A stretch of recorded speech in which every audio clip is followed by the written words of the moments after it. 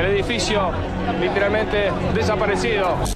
El motivo de este mensaje al pueblo argentino es el envío al Parlamento Nacional del memorando de entendimiento que hemos celebrado entre la República Argentina y la República Islámica de Irán con motivo de temas vinculados al atentado perpetrado el 18 de julio de 1994 contra la sede de la AMIA. Puede llegar a ser una herramienta válida para que se puedan llevar adelante las indagatorias que tanto necesitamos para destrabar la causa jurídica, es decir, los pasos procesales que son necesarios para llegar a un juicio oral y público. Nosotros vemos una posibilidad, vemos que se prende una luz de esperanza. Es la única posibilidad que tenemos de que los iraníes sean indagados. No va a existir otra. Y si nosotros no aceptamos eso, nos quedamos con la nada. Usted acusó y pidió la indagatoria de la presidenta Cristina Kirchner y la acusó de decidir, negociar y organizar la impunidad de los iraníes acusados del salvaje y sangriento atentado contra la AMIA. ¿Por qué? Hay abundantes elementos que así lo indican. Ha habido una alianza con los terroristas. Se ha negociado con el Estado que ampara a los terroristas. Pero usted está diciendo que el gobierno de Cristina Kirchner hizo una alianza con los terroristas. El motivo que buscaba Argentina era, por un lado, acercarse geopolíticamente a Irán. Esto es lo que surge de las evidencias de la causa.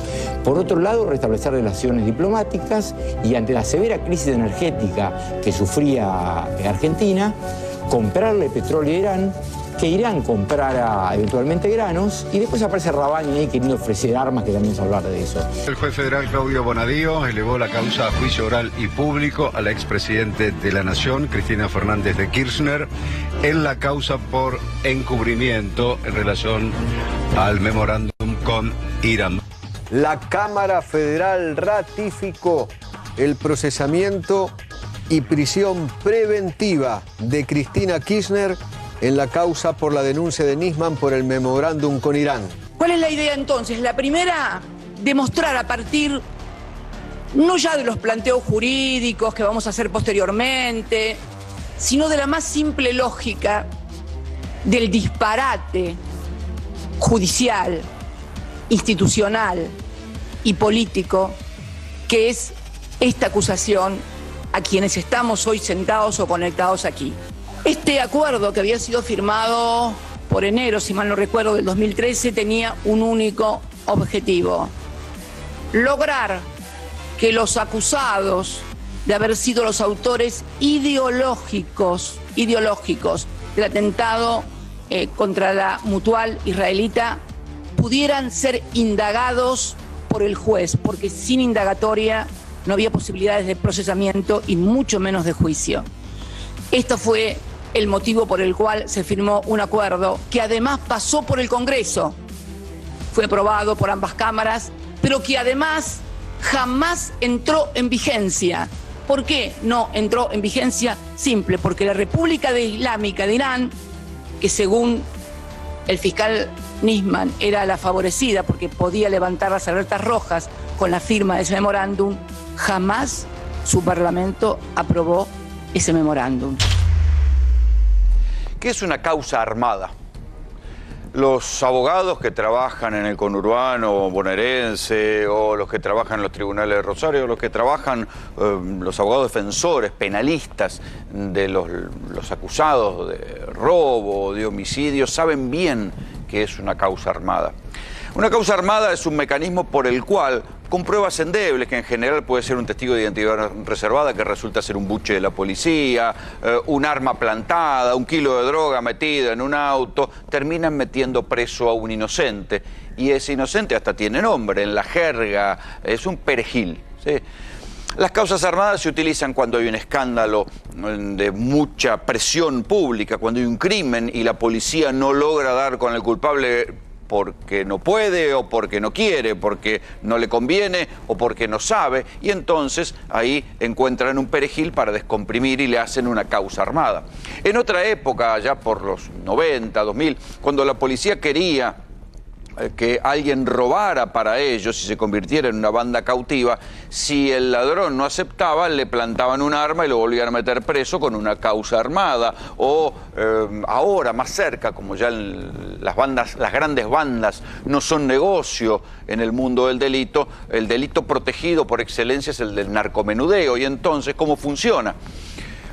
Se pacta con una de las bandas de narcomenudeo y a las otras que le disputan un territorio las hacen caer, ¿sí? Ya sea que les encuentran la droga que están vendiendo o les plantan la droga. Es muy sencillo lo de las causas armadas. Quien más, quien menos, todo el mundo sabe que cuando se llega a cierto nivel del delito tienen que estar expuestos a lidiar con las causas armadas. ¿Las armas solamente la policía? No, también las arman los fiscales, que muchas veces están de acuerdo con la policía. Ahí hay una investigación en el Juzgado Federal de San Isidro, a partir de lo que hacía el fiscal Claudio Escapolán con una serie de policías, que era justamente un especialista en armar causas de narcotráfico para tener apretada a la gente o quedarse con la droga y después revenderla. Digo, hay infinidad de casos de causas armadas. Claro, lo que no se había visto nunca en la Argentina es que las causas armadas saltaran a la política. En general, en los años 90, durante el menemismo, el mecanismo era al revés. Las causas de corrupción política, como los políticos tenían buenos abogados, nunca terminaban yendo ni siquiera a juicio oral. Se hacía arrancaba una investigación, después venía un sobreseimiento, e incluso causas con evidencia, con decretos firmados exportando armas, como las ventas ilegales de armas a Croacia y Ecuador, no tuvieron mayores consecuencias para Menem. Los juicios se fueron dilatando porque ahí había buenos abogados. Lo raro es que el macrismo, lo novedoso, es que elevó la cuestión de las causas armadas a la política. Claro, hay que decir que no todas las causas que le cayeron a los funcionarios kirchneristas eran armadas, pero hubo muchas causas armadas por el macrismo, por eso es difícil de distinguir, ¿sí? Cuando uno piensa en el kirchnerismo, dice, bueno, ¿eran todos los acusados, eran culpables y algunos zafaron y otros no? ¿O había causas armadas y otras que eran reales? Yo soy de los que cree que hubo muchas causas armadas, pero también hubo algunas causas reales. Ahí está, sin ir más lejos, la evidencia de José López revoleando los bolsos. Está también Lázaro Báez, condenado por lavado de dinero, aunque no se pudo demostrar que esa plata fuera ni de Cristina ni de Néstor, pero el lavado de dinero estuvo porque hacía unas maniobras que no son seguramente muy diferentes de las que hace cualquier gran empresario en la Argentina, pero le tocó a Lázaro Báez porque estaba en el ojo del huracán. Ahí están los negociados de Ricardo Caime y sobre todo están los 60 millones de dólares en propiedad del secretario de Néstor y de Cristina, Daniel Muñoz, que se murió y nunca se supo de dónde había sacado esa plata, pero de ningún lugar lícito podía haberla sacado porque era secretario de los presidentes. O sea que hay causas. Pero también es verdad que hubo muchas causas armadas y ahora se están conociendo, y también esto requiere una dosis de autocrítica para muchos de los periodistas que pusieron cara de vaca y de qué interesante lo que estaban diciendo cuando decían barbaridades insostenibles. Por ejemplo, el dólar futuro. Aquella causa de dólar futuro se demostró que era una causa armada, ¿sí? Tuvieron el juicio, ni siquiera llegó a juicio oral, terminó cayéndose porque no había delito. Hoy mismo se acaba de conocer que también se cayó la causa Cunita, el plan Cunita, ¿se acuerdan? Aquella que decían que era un delito porque las cunitas y los sets que le daban a las mamás que recién acababan de parir tenían unos sobreprecios inmensos. Bueno, hoy se demostró que no hubo perjuicio para el Estado y que tampoco hubo beneficiarios. En ambas causas, el juez que instruyó fue el juez Bonadío. Claro, hay que recordar también que hubo cámaras, hubo tribunales de alzada, una Cámara de Apelaciones, la Cámara de Casación, después vamos a hablar de la Cámara de Casación, que dijeron, siga, adelante, y en aquella época la moda en Comodoro Pi era que te mandaban a juicio oral por las dudas. Los jueces instruían y te mandaban a juicio oral. En ambas causas, tanto en el dólar futuro como en el plan Cunita, hubo un requisito elemental que cualquiera de nosotros, como periodistas, debimos haber preguntado, y es, ¿se hizo una pericia? Y no se había hecho una pericia. En el caso del dólar futuro, una pericia que cuando llegaron al juicio oral le pidieron a la Corte Suprema el cuerpo de perito de la Corte Suprema dijo acá no hubo delito. Al contrario, los que se beneficiaron fueron gentes que luego terminaron siendo funcionarios del macrismo por la devaluación. El dólar futuro no fue un perjuicio para el Tesoro. En el caso del Plan Cunita lo mismo. Elevaron la causa de juicio oral, el Tribunal Oral pidió una pericia, la pericia demostró que no había delito, pero eso lo tenía que haber hecho Bonadío. Y ahí está la cuestión. ¿Por qué dejaron a jueces que, convertidos en especie de diputados o de investigadores truchos, mandaban a juicio oral y hacían causas armadas? ¿Por qué las cámaras de casación y las cámaras de apelaciones avalaron lo que estaban haciendo esos jueces? Ese es el enigma, pero esas causas se van cayendo. Camino de caerse también va la causa de la mega causa, mejor dicho, de obra pública en la provincia de Santa Cruz, donde decían que los favorecieron a Lázaro Báez. Después se supo que no había una pericia, pero la pericia no estaba medio floja de papeles, y ahora cuando llega el momento de las pericias empiezan a caerse todos los argumentos que decían que había habido un mega choreo que pasaba por el presupuesto nacional y no se entiende. Pero sin duda, la reina de las causas armadas fue el memorándum de Nisman, el informe Nisman. Acuérdense, la cosa es al revés. En verdad ese memorándum, ese informe Nisman, tuvo que haber sido investigado por las condiciones de producción en que se había hecho. ¿Qué quiero decir? Ya se sabía por los Wikileaks, por la filtración de cables de la Embajada de los Estados Unidos en la Argentina, que Nisman, antes de firmar una sentencia, le informaba al FBI o le informaba a la Embajada de los Estados Unidos. Después se supo que Nisman escribía poco menos que lo que quería el ala dura del Partido Republicano, la CIA, el ala derecha del Estado de Israel, cuando acusó a Irán de tener un gran plan de inteligencia en América Latina, del cual nunca aparecieron pruebas. Y después se supo también que Nisman recibía dinero, o sea que se manejaba dinero sucio, o sea que si estuviera vivo hubiera terminado procesado por lavado de dinero y enriquecimiento ilícito, porque tenía una fortuna que no podía justificar, varios departamentos, lotes en un barrio cerrado en Punta del Este, etc.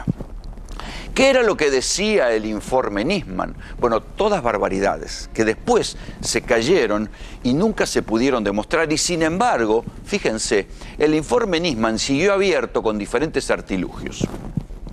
El primer artilugio fue perseguir al juez Daniel Rafecas. Fíjense lo que son las vueltas de la historia.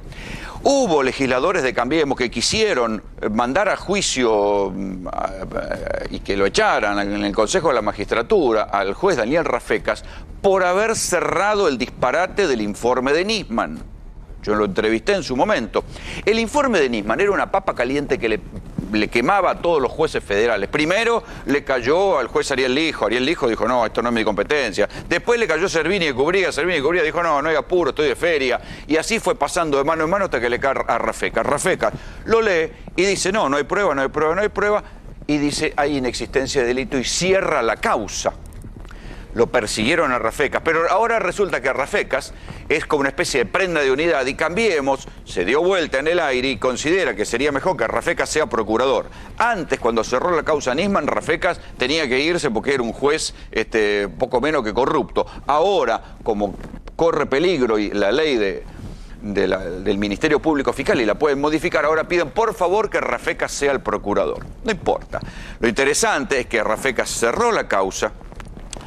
¿Y quién la reabre? Bonadío, el mismo que en el dólar futuro y en Cunita ni siquiera había pedido una pericia, no solo reabre la causa, la reabre con un audio no judicializado, por no decir trucho, que le graban a Héctor Timerman en una conversación, dirigentes de la DAIA, y con ese audio, escuchen bien, con un audio no judicial, acusan a Timerman y a Cristina y a Zanini y a todo lo que había acusado Nisman en su informe de traición a la patria.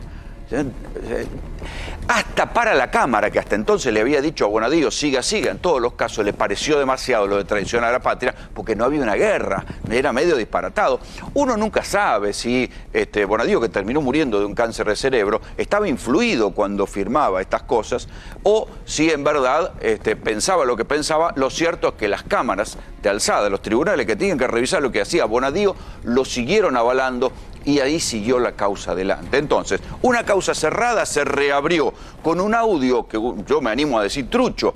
Y aquello del principio de que no se puede juzgar a una misma persona por 2 veces, no, es una boludez. Eso no era un principio constitucional, no importa. Se aplica a alguna gente y a otra no. Así siguió el delirio del informe de Nisman, que decía, por ejemplo, que había un enlace que se llamaba Alan Bogado, que era un agente de la CIDE, de la vieja CIDE, que era el enlace entre los iraníes y el gobierno. Alan Bogado no era agente de la CIDE, no era enlace entre el gobierno, era un señor que se jactaba de cierta influencia y que a lo sumo había sido un infiltrado medio lateral y por izquierda en el entorno de los iraníes y los grupos pro-chiitas que había en la Argentina. Todo estaba basado en cosas gaseosas. No importa, la causa siguió adelante. Decían que Cristina y los funcionarios habían hecho caer las cédulas, las circulares rojas de Interpol. El titular de Interpol, Ronald Noble, dijo no fue así, nunca cayeron las circulares rojas, lo decía en todos lados, lo dijo en todos los medios. Cuando lo intentaron citar a declarar como testigo, que era lo que correspondía hacer, en base a esta declaración de Noble, es que el juez Rafecas cerró la causa. ¿Qué hicieron? Bonadío, no se sabe bien por qué vericueto judicial, creo que fue porque Carrió dijo, escuchen bien, Elisa Carrió dijo que Noble trabajaba para los iraníes, o sea, el titular de Interpol, que era un americano que venía de las fuerzas americanas, resultó que para Elisa Carrió trabajaba para los iraníes, para Estados Unidos no, para Elisa Carrió trabajaba para los iraníes, y los que la entrevistaban cuando decía semejantes pelotudeces, ponían cara de qué interesante, che, qué cosa, Noble trabaja para los iraníes, nadie le repreguntaba nada. Bueno, así fueron pasando las cosas. Lo importante no es que las cosas pasen en los canales de televisión. Lo increíble es que la justicia dejó correr estos disparates. Y así Ronald Noble, el tipo que podía haber aclarado que las cédulas rojas nunca habían caído, a ese lo consideraron un imputado. Nunca le quisieron tomar declaración. Y ahí siguen dando vuelta en el tribunal sobre si lo toman declaración, no le toman declaración. Cosas incomprensibles, cosas que van contra el sentido común. Ahora, tantos años después, se sabe que para reabrir la causa hubo encuentros entre el juez de casación, Mariano Borinsky, y Mauricio Macri para que se le encontraran el vericueto para reabrir la causa. Y fue la Cámara de Casación, con el voto de Borinsky y Hornos, otro de los jueces que se reunía con Macri, la que dijo que el cierre de Rafecas no alcanzaba y le dio la causa, la instrucción de la causa, ¿a quién? A Bonadío.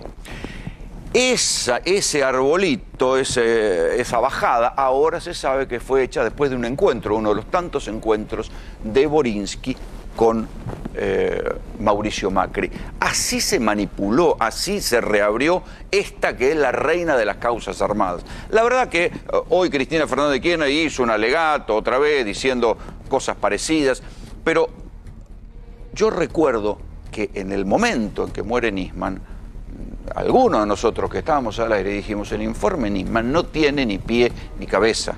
Cuando sostuvimos esto a lo largo del tiempo, éramos poco menos que corruptos kirchneristas, que nos cobrábamos de los bolsos de José López. Cualquiera que dijera, que quisiera parar la pelota y decir, señores, esto es un disparate, era acusado de antisemita, pro-kirchnerista, pagado con los bolsos de López y cualquier barbaridad más. Sin embargo, piénsenlo al revés. Pasó el tiempo y nunca nada de lo que dijo el informe Nisman se demostró que era cierto. Es más, en respecto a la muerte de Nisman, nunca se pudo demostrar, después que miren que tuvieron a Burja, Gendarmería, nunca pudieron demostrar que a Nisman lo hubieran matado y ni siquiera pudieron encontrar una pericia seria que lo hiciera, porque la pericia de Gendarmería que dice que a Nisman lo mató y que la justicia da por válida hasta hoy, nunca quisieron confrontarla con lo que decían los peritos de la Corte Suprema. Así se arman las causas. Pero fundamental es la cuestión de los jueces, porque sabían que había algunos jueces que no se iban a prestar a estos disparates, a estas causas armadas. Por eso estaba la magia de que todas las causas caían en Bonadío. Escuchen esto.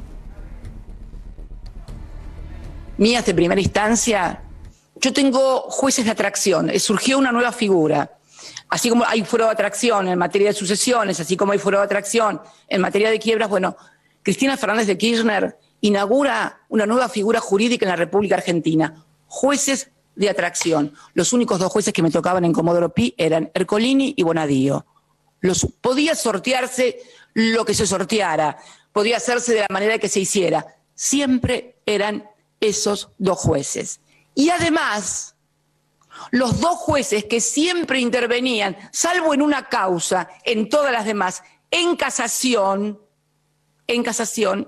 eran Hornos y Borinsky. ¿Se entiende, no? En primera instancia, Ercolini y Bonadío.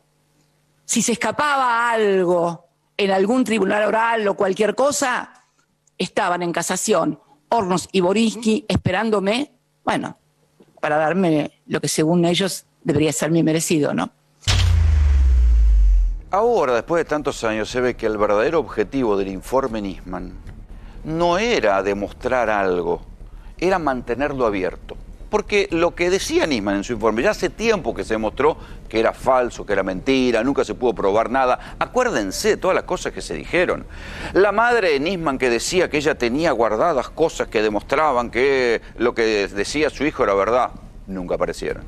Las miles y miles de horas de grabación que había y que se hicieron públicas en su momento, que tenía Nisman, donde él pinchaba los teléfonos a Delia, a un señor que se llamaba Jalil, un montón de personajes de ahí del mundo de los chiitas, se difundieron, se hicieron públicas, las escuchamos todos, no había nada. Había chusmerío, puterío entre ellos, pelea, qué sé yo, nunca apareció nada. Todo era una inmensa conspiración que nunca terminaba de concretarse, porque el verdadero objetivo no era desmontar algo concreto. El verdadero objetivo era mantener la causa abierta y que durara y que quedara para siempre como una acusación pendiente. Esto era el verdadero objetivo que terminó, o por lo menos lo que terminó resultando de la causa que se hace a partir del informe de Nisman, que estaba mal hecho y estaba basado en una prueba que alguien le dio cambiada a Nisman, que decía que había un señor que se llamaba Alan Bogado, que era el eslabón perdido entre el gobierno y los iraníes. No lo era. Todo eso se demostró inmediatamente que murió Nisman, que Alan Bogado no era ningún agente de la CIDE, era una especie de aventurero, no se sabía bien qué hacía, pero no tenía nada que ver con la CIDE y nunca nadie lo pudo probar. Todo eso se cayó, sin embargo, durante los años se lo siguió manteniendo abierto, porque lo que hacía falta era mantener esta idea de que había una causa terrible abierta en los tribunales, pero que después no había nada en contra, todo se caía como un castillo de naipes. Se cayó cuando la cerró Rafecas, pero ahí ahora se sabe, por los cruces telefónicos y por la negación del gobierno de Macri a dar la verdadera lista de las visitas a Olivos, que los que iban a pactar y los que fueron a pactar la reapertura de la causa del informe Nisman, pero ya no por Rafecas sino por Bonadío, fueron los jueces Hornos y Borinsky. La historia más o menos es así. Ahora, por los cruces telefónicos, se sabe que Borinsky fue a jugar 15 veces al pádel, al tenis, no sé qué carajo, al Olivos, pero en un primer momento, cuando una ONG le pide a Macri quiénes iban a visitarle a Olivos, el registro de visitas fue expurgado. Recién cuando cambió el gobierno, se hace un pedido de informe, lo hace una comisión parlamentaria, y ahí se consigue el verdadero registro y ahí se sabe que los dos jueces de casación, el tribunal más alto antes de la Corte Suprema de Justicia, iban a verlo a Macri justo en los momentos que había que definir algo importante. Esto fue la interpretación de Cristina hoy. O alguien que encontró en un informe sobre ingresos tanto a la presidencia, a la Casa Rosada, como a la quinta presidencial de Olivos, encontraron, esto fue en febrero de este año, estalló el escándalo cuando se encuentran el ingreso del doctor Hornos y del doctor Borinsky asiduamente y siempre en coincidencia con las causas, tanto en la Casa Rosada por parte del doctor Hornos como del doctor Borinsky a Olivos. Cuando algunos de nuestros abogados intentaron una prueba en estos expedientes que demostrara que Hornos había ido a la Casa Rosada, fue denegada por el propio Hornos. ¿Se entiende lo que estoy diciendo? Le pido una prueba al juez, no importa cómo se llame, le pido una prueba al juez para que ese juez me diga si él estuvo en esa parte, y el juez me la deniega. y hacia mi derecho de defensa, de no considerarlo un juez imparcial, de no ser el juez natural. ¿En serio que quieren hacernos creer que todas estas causas judiciales son legítimas y son legales? No, nunca he visto una ilegalidad, una ilicitud de este tamaño. Los jueces mintiendo acerca de sus propios actos vinculados con las propias causas en las que son jueces. Es un escándalo monumental. Más allá de lo que diga Cristina, hay algo que debería ser un escándalo y es ¿quiénes son los que avalaron que semejante disparate siguiera adelante? Porque ahora se sabe o se supone que Hornos y Borinsky son los que arman una especie de estrategia para que lo que había cerrado Rafecas lo reabra Bonadío. Pero cuando Bonadío acusa por traición a la patria, ese fue el único freno que le puso una cámara. Pues digo, che, traición a la patria es mucho, no estamos en guerra. La traición a la patria suele ser un delito para cuando hay guerra. Acá no hubo traición a la patria. Ese fue el único freno que le pusieron, porque Bonadío metió presa gente. Acuérdense, Zanini, Delía, un montón de tipos terminaron presos por algo que era mentira y terminaron presos y nadie le puso un freno. Ni la Cámara, ni el Tribunal de Casación, ni la Corte Suprema, nadie le puso un freno. Estas cosas siguieron y siguieron pasando. Y ojo, yo no soy de los que cree que todas las causas contra el kirchnerismo fueron causas armadas. Hubo algunas que las fueron. En el listado, yo me olvidé recién de nombrar la causa que le armaron a los dueños del Grupo Indalo, que los terminaron metiendo presos. No eran joda, te metían preso con causas armadas. No todas las causas fueron armadas. Hubo algunas sobre las cuales el kirchnerismo tampoco da buenas explicaciones, pero hubo algunas que fueron alevosamente armadas. Y la más grande, la reina de las causas armadas, fue esta, el memorándum de Irán o lo que se conoce como el informe Nisman. Néstor Espósito, ¿qué más puede pasar ahora después del alegato de Cristina? Porque también habló el viceministro de Justicia, Mena, hablaron varios hoy en esa audiencia. Y hubo, Rolo, un episodio conmovedor que fue el alegato de la abogada Graciana Peñafort, quebrada y en llanto, recordando la figura de Héctor Timerman. Timerman se convirtió en una suerte de ícono, de estandarte de esta causa. Bueno, claro, porque Bonadío no lo dejó ir a tratarse de cáncer. Tal cual. Le dio un arresto domiciliario, el tipo tenía cáncer, tenía que ir a tratar de cáncer a Estados Unidos, no lo dejó salir del país. Y cuando le dieron la autorización ya era tarde y la muerte era irreversible. La audiencia de hoy pasó a cuarto intermedio hasta el 4 de agosto. Es decir, si alguien espera una definición mañana o la semana que viene, no la va a haber. Hay un cuarto intermedio después de la feria judicial que comienza el próximo lunes. Se va a reanudar esta instancia, van a hablar los que faltan y entonces sí entraremos en una cuenta regresiva a lo que hoy... Está bien, pero imagínate si el juicio se cae, las consecuencias que puede tener, porque todos los que firmaron que este juicio era correcto y era un juicio razonable y no una causa armada, ¿qué pasa después? Bueno, lamentablemente no pasa nada. Ah, gracias. Me quedo mucho más tranquilo. Me gustaría decirte otra cosa, pero mira, hay dos cuestiones. Una persona puede ir presa y después comprobarse que era inocente y todo el tiempo que pasó preso no se lo devuelve nadie y no hay sanción, porque todo lo que hace el Estado para perseguir un supuesto delito se considera legítimo. Y si hay un error, ajo y agua.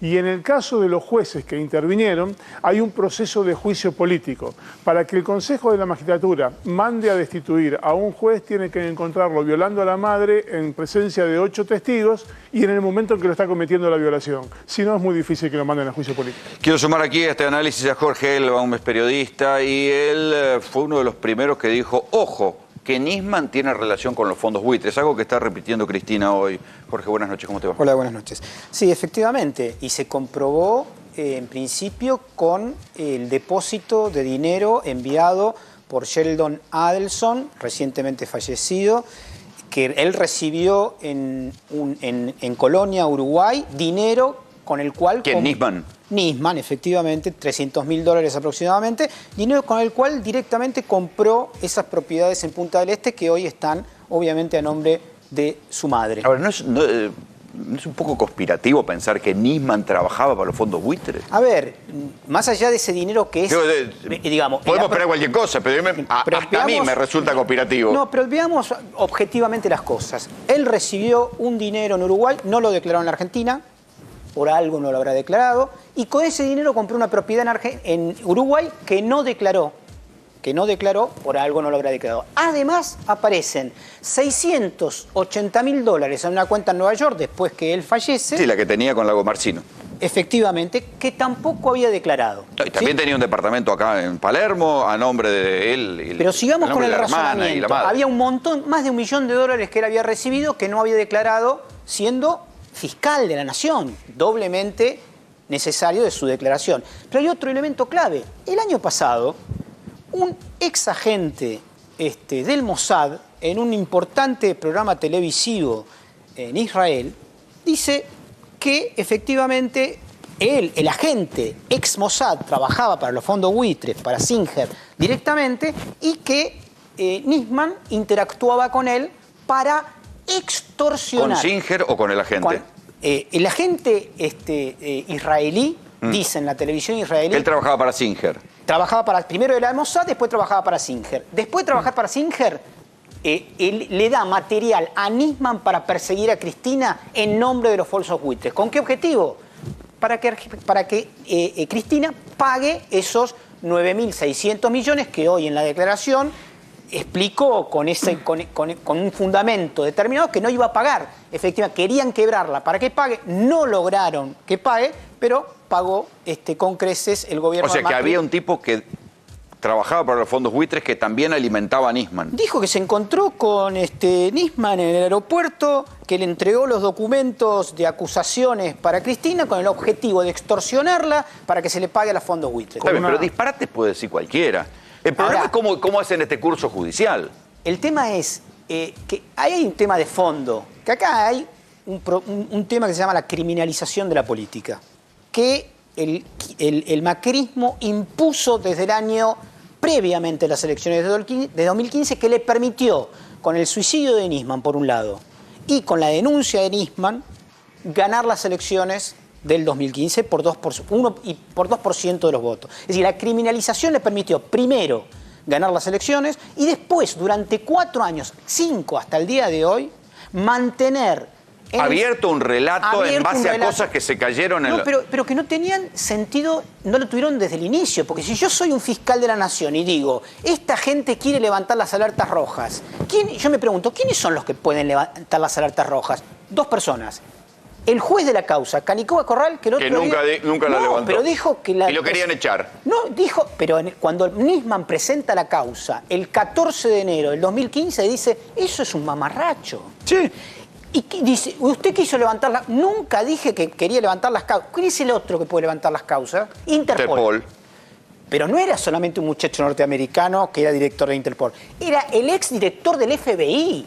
Claro. O sea, a quien Carrió decía que trabajaba para los iraníes. Y por eso no quería que declare. Porque ya, y recordemos esto, el día 16 de enero... Pero Jorge, que Carrió diga lo que sea, ya sabemos. Que Bonadío haga lo que sea, pero... Había cámaras, había casación y todos avalaron los disparates de Bonadío. Porque hay un tema central que es la justicia argentina, que tiene que ver un poco con lo que decían recién, que sobre todo la justicia federal, lo que llamamos Comodoro Pi, está infectado de corrupción jurídica.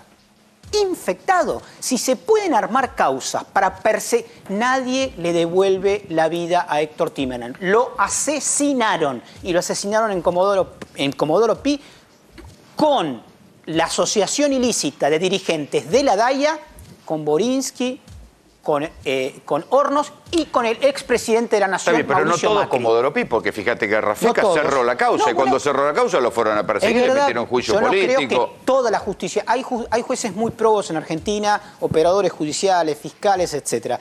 La realidad es que los que inventan causas y salen en los medios de comunicación son aquellos que hacen estos escándalos y son capaces de sostener una causa como el suicidio del fiscal convirtiéndolo en un asesinato, o este mamarracho del memorándum, que el propio Nisman, cuando ve que le dicen que es un desastre y en la tapa de un diario nacional el señor Ronald Noble dice Nisman miente, ese día, viernes 16 de enero, lo primero que hace es pedir un arma a su custodio, que sube debajo, le dice, necesito un arma. No, yo no te puedo dar un arma. Llama a un señor a las 2 horas, que se llama Bogolyuk, que hoy está preso en el marco de la causa de D'Alessio. Le pide una arma, dice, no, estoy en Mar del Plata, no te puedo llevar una. Y comete el error Lago Marcino de llevársela el día sábado, arma con la cual se pega un tiro. ¿Por qué? Porque los dos lugares donde podían probar que él lo estaba diciendo algo cierto, que había una operación para levantar las causas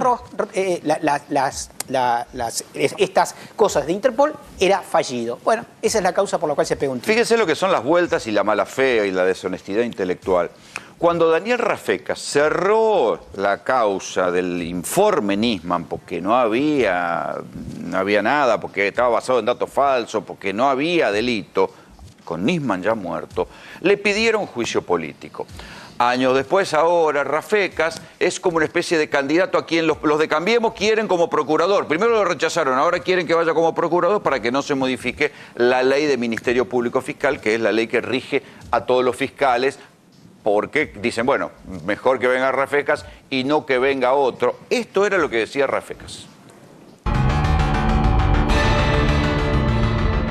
¿Cuál es el problema con la denuncia de Nisman que ha motivado una solicitada en su contra y una solicitada a favor? La actuación mía fue una actuación estrictamente judicial, en términos jurídicos, conforme al procedimiento y a las leyes vigentes. Sí, pero que está en debate es por qué cerró la causa, y si hizo bien o mal al considerar que no había delito. Claro, por eso. Yo sé que se han tejido un montón de especulaciones de tipo político, mediáticas. Nosotros no vamos a destituir a Rafecas. Hemos planteado una solicitada que Rafecas debe ser sometido a un juicio político por haber bloqueado de una manera terminante y velocísima cualquier posibilidad de investigación sobre el tema de Irán. La resolución que yo tomé en ese momento de desestimación de la denuncia de Nisman fue confirmada por la Sala Primera de la Cámara Federal en términos muy contundentes y muy serios.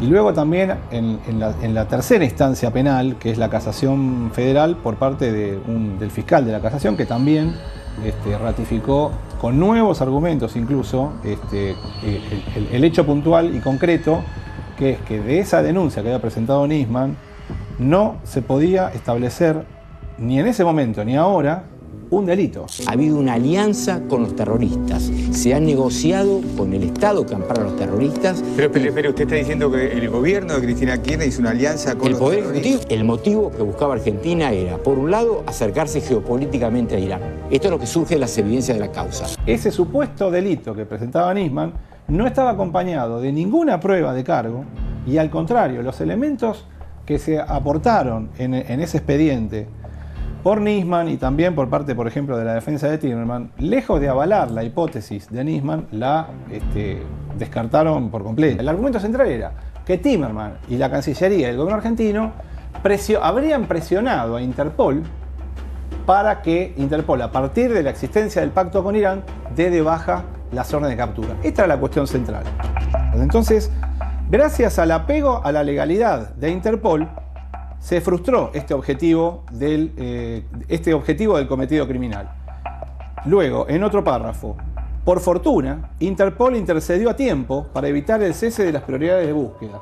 La denuncia de Nisman ponía a Noble como el garante de que las circulares no hubieran caído. Exacto. Pero hasta donde yo recuerdo, Exacto. Él no dijo que eso nunca había existido. Bueno, Rolando, un día después de presentada la denuncia, Nisman presenta la denuncia el 14 de enero. El 15 de enero, el canciller Timerman muestra públicamente una carta que le envía el secretario general de Ronald Noble de Interpol, que además había sido miembro del Pentágono y hacía 14 años que era secretario general de Interpol. Una persona intachable y del riñón de los Estados Unidos.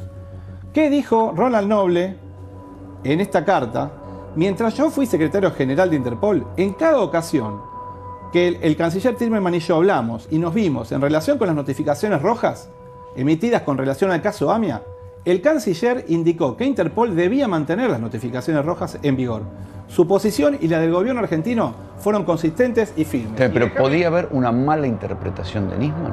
La pregunta del millón es por qué la UFI-AMIA y Nisman, antes de formular una denuncia de esta gravedad y con estas consecuencias, no hizo una mínima averiguación. en Interpol de cómo eran las cosas. Esta es la cuestión clave. En la denuncia de Nisman no había delito. Esta entrevista fue en verano de 2017 y todos aquellos que dudábamos de lo que había presentado Nisman, yo estaba seguro de que no había, era todo un disparate, una especie de informe de inteligencia convertido en un alegato basado en verdades a medias, en falsedades. Todos los que dudábamos de eso, todos los que decíamos, cuidado que esto es un disparate, estábamos pagos por el kirchnerismo, por los iraníes, por los bolsos de José López, pero no importa que nos digan esto, éramos agentes de inteligencia, todas esas pelotudeces que suelen decir cuando quieren hacer callar a alguien, pero en aquel momento éramos una absoluta minoría, porque el clima general daba para pensar que, claro, a Nisman lo habían matado por la denuncia que había hecho contra Cristina y el memorándum, y era todo un castillo de naipes. A nosotros nos decían que nos pagaban, peor la pasó el juez Rafecas, a quien por haber dicho y firmado eso, que era de sentido común, que el informe Nisman era un disparate, lo quisieron destituir, ¿no, Néstor? Uno de los principales reproches para el juez Rafecas fue la rapidez con la que cerró la causa Nisman. La causa se presentó el 14 de enero, el 26 de febrero, él la cerró por primera vez, un mes y 10 días, un mes y medio después. Cuando a finales de 2016 la Cámara de Casación reabre la causa, se la envía a primera instancia al juez Claudio Bonadío, que trabajaba con el fiscal Gerardo Policita. El reproche contra Rafecas era la rapidez porque en tan poco tiempo no podía haber evaluado la prueba. Sin embargo, cuando la causa vuelve a Policita, con la misma prueba, imputa a algunos personajes a los que Nisman no había imputado. Por ejemplo, Zanini y Parrilli no figuraban en la denuncia de Nisman y sí figuraban en la reapertura. ¿Sabés cuánto tiempo demoró entre que el juez Bonadío y el fiscal Policita recibieron la causa, evaluaron toda la prueba y encontraron nuevos responsables? No. 9 días. Ah, mira. Y a Zanini lo metieron preso, Parrilli no, pero a Zanini lo metieron preso. 4 meses preso estuvo. Sí. Pero además agregaron la calificación de traición a la patria, ¿te acordás? La calificación de traición a la patria, que fue la única figura que cesó prácticamente de manera inmediata. Vos preguntabas recién por qué los jueces no habían corregido todo esto. Mira, repasemos cómo intervinieron. El juez de primera instancia fue Claudio Bonadío, el fiscal fue Gerardo Policita, la sala de segunda instancia de la Cámara Federal fue la que integraba Martín Irurzun y la Cámara de Casación, que era el Tribunal Máximo Revisor, era la que integraban Hornos y Borinsky. Todos siguen estando. Todos siguen. Salvo Bonadío que se murió. Bonadío que falleció. Y en el mundo, ¿algo de lo que decía Nisman se comprobó? No, en realidad Nisman fue una operación política enmarcada, insisto, en la persecución, por un lado, la búsqueda de destruir a Cristina Fernández de Kirchner, estaba clarísimo, porque el objetivo principal era acusarla a Cristina de ser cómplice del terrorismo. Hay un tema geopolítico ahí de fondo que es importante recordar. En la misma época que Argentina hace el acuerdo, memorándum, ¿con qué objetivo? Lo que se quería con el memorándum era llevar a cabo el procedimiento judicial de que puedan dar testimonio los acusados. Entonces, como no querían venir para acá porque no hay la posibilidad de que los iraníes vengan para acá, ir hacia la embajada argentina en Irán y en todo caso tomarle testimonio ahí dentro de la embajada para que no se sientan. Y a partir de ese testimonio, incluso si se querían no dar testimonio, podía elevarse la causa oral. Podía elevarse la causa al tribunal oral, cosa que no se puede hacer hasta ahora por eso, porque no están esos testimonios. Ahora bien, ¿qué pasaba en ese momento en el mundo? Que Estados Unidos había hecho un acuerdo con Irán, el famoso acuerdo 5+1 de desnuclearización, que de Obama... Estados Unidos y la Unión Europea. Y Unión Europea, China y Rusia, los 5+1.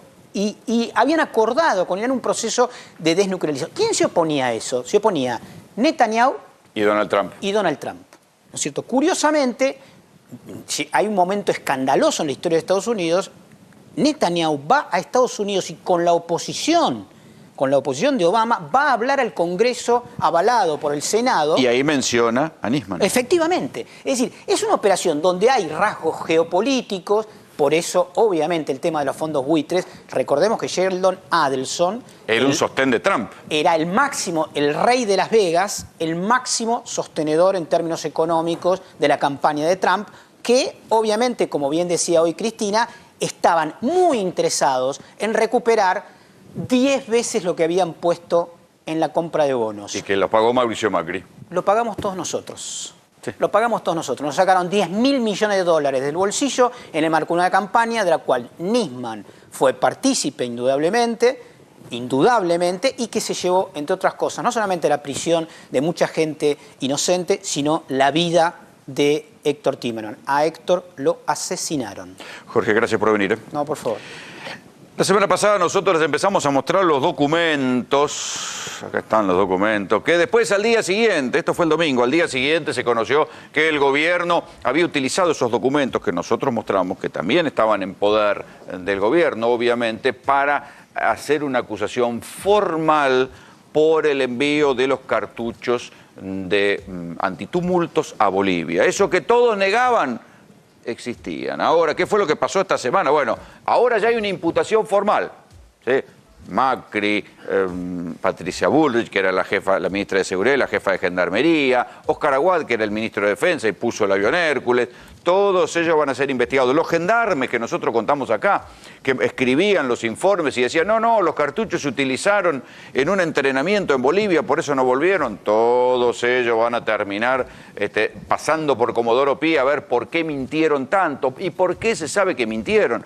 Porque los cartuchos no se utilizaron en un entrenamiento y hasta aparecieron esos mismos cartuchos antitumultos de fabricación acá, en fabricaciones militares, aparecieron ¿en dónde? En Bolivia.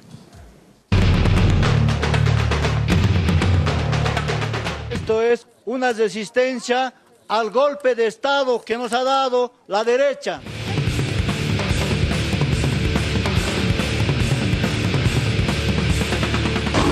Mirá lo que se ahora.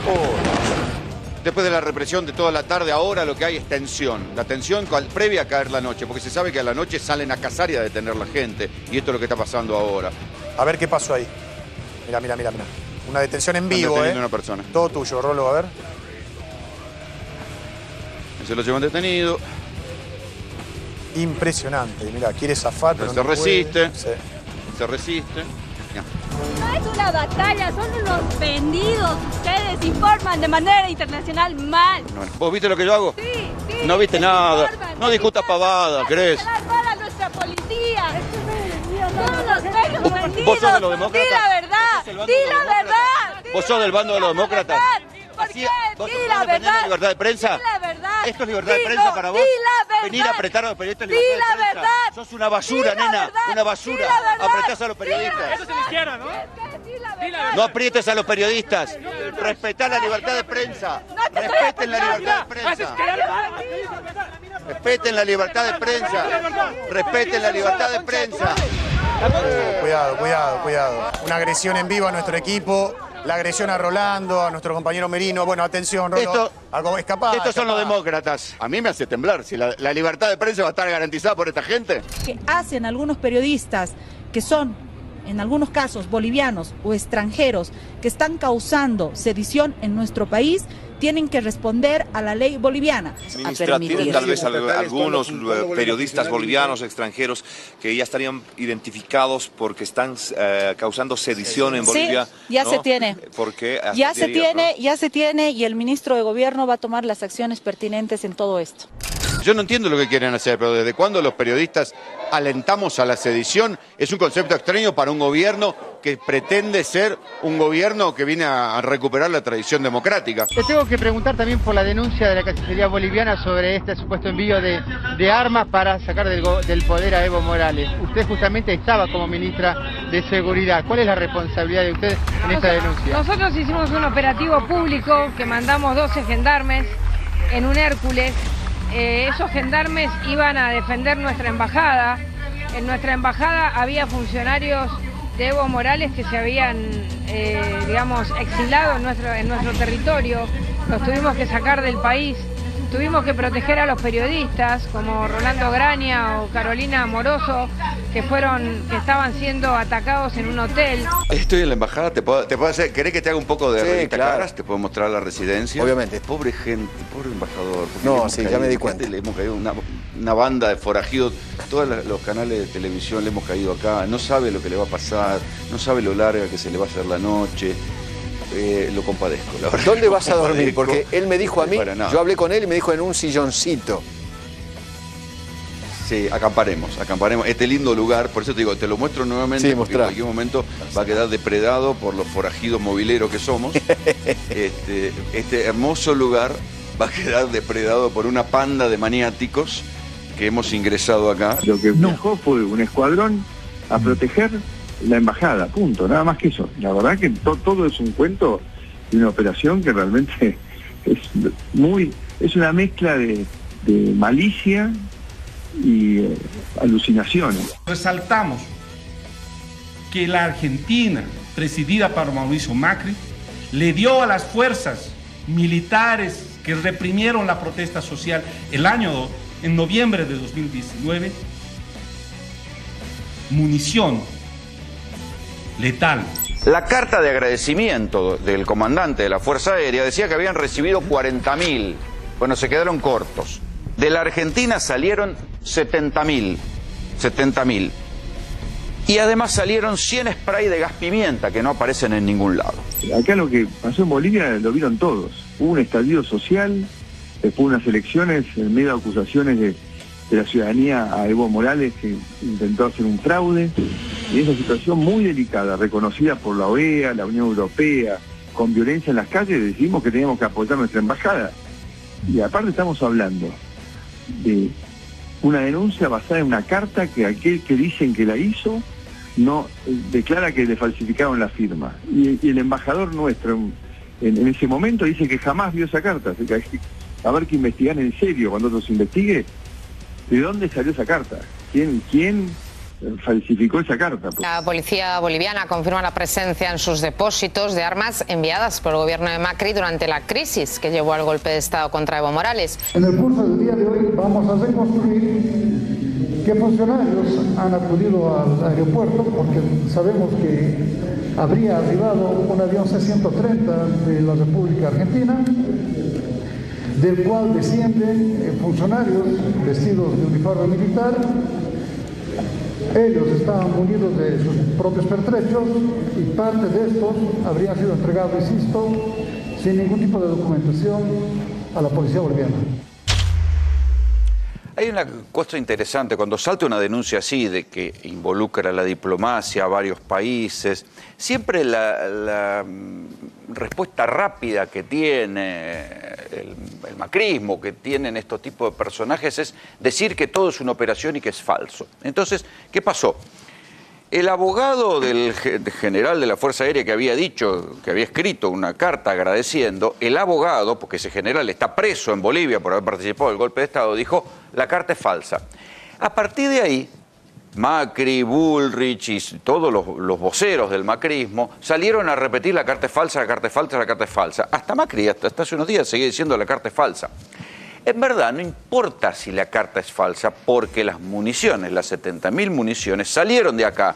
Y lo confirma Patricia Bullrich, lo confirman los informes de Gendarmería, lo confirma todo el mundo. Las municiones salieron, los miembros de Gendarmería salieron, el avión salió, las municiones llegaron, las municiones no volvieron. Dijeron que se gastaron en un entrenamiento. No hay manera de gastar 70.000 cartuchos antitumultos con 2 escopetas nada más que llevaban los 10 alacranes. No hay manera, se hubieran derretido. Y cuando les preguntaron a los alacranes en declaración administrativa, lo dijeron, los muchachos de Gendarmería dijeron, no, nosotros no hicimos ningún entrenamiento. Es más, el grupo Alacrán no utiliza munición antitumulto, utiliza balas letales, todo era una inmensa truchada. Sin embargo, Macri se aferra todavía a que la carta era falsa. Señor expresidente, no importa si la carta era falsa, las municiones salieron igual, la explicación tiene que ir por otro lado. Pero al margen de eso, le voy a preguntar a Ariel Basteiro, que es embajador argentino en Bolivia, si la carta esa de agradecimiento era falsa, porque tengo entendido, Ariel, que fuiste vos el que la encontró. ¿Cómo te va? ¿Qué tal? ¿Cómo te va, Rolando? Primero te quiero felicitar. Me acuerdo cuando en aquellos días del golpe estuve en tu programa. Vos llegabas ese día, vos habías llegado ese día de la cobertura y quizás fue una de las coberturas más directas, más jugada, bien en la calle, no mirándolo por televisión.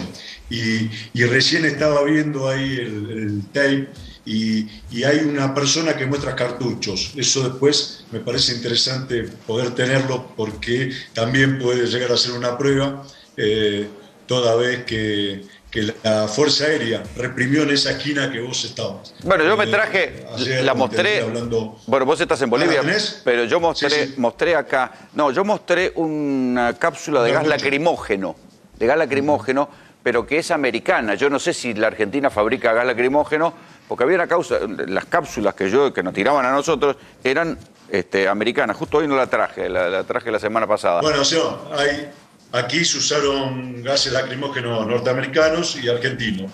Argentina produce. Produce entonces me tocó la Yankee a mí, me tocó la otra.